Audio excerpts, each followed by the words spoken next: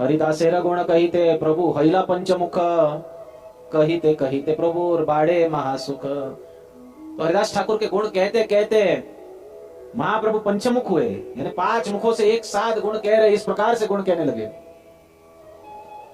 कहिते कहिते प्रभु बाड़े महासुख। भगवान का गुणगान करके भक्त के हृदय का सुख बढ़ता है, वैसे ही एक शुद्ध भक्त का गुणगान करके भगवान को भी महासुख प्राप्त होता है। और इसलिए भक्त का यश भगवान हमेशा बढ़ाते हैं।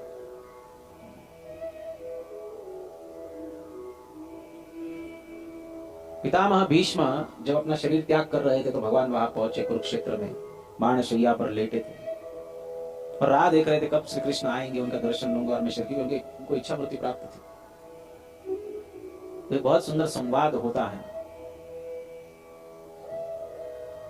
क्योंकि युद्ध के पूर्व अर्जुन को शोक हुआ और युद्ध के पश्चात युधिष्ठिर महाराज को शोक हुआ। तो अर्जुन का शोक तो भगवान ने दूर किया, लेकिन युधिष्ठिर महाराज को शोक दूर करने के लिए उन्हें पितामह भीष्म के पास लेकर गए।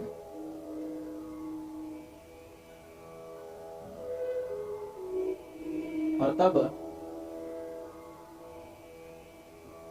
पितामह भीष्म इस बात को कहते हैं कि आपने मेरे वचन की रक्षा करने के लिए स्वयं के वचन की भी चिंता नहीं की। युद्ध के बीच दुर्योधन पितामह भीष्म के ऊपर आरोप करता है कि आप पार्शियलिटी कर रहे हो, आप पूरी तरह लड़ नहीं रहे हो और इसलिए पांडवों में से किसी को भी कुछ भी हानि नहीं पहुंचे, तो आपको कौन हरा सकता है? पितामह भीष्म के दुर्योधन कहता है। तो पितामह भीष्म ये प्रण लेते हैं कि कल अगर मधुसूदन ने अस्त्र नहीं उठाया तो अर्जुन का वध निश्चित है। अब भगवान को अर्जुन की रक्षा करनी तो थी और भगवान के चलते अर्जुन को कोई मार सके, ये असंभव से असंभव वस्तु। भगवान अगर रथ पर बैठे और अर्जुन को कोई मारे, ये संभव नहीं है। तो पितामह भीष्म अर्जुन को मारने की प्रतिज्ञा किए है, वो चाहे कुछ भी हो जाए अर्जुन को नहीं मार सकते क्योंकि सामने श्री कृष्ण है। अब पितामह भीष्म की अगर प्रतिज्ञा की रक्षा करनी है तो भगवान को अस्त्र उठाना पड़ेगा।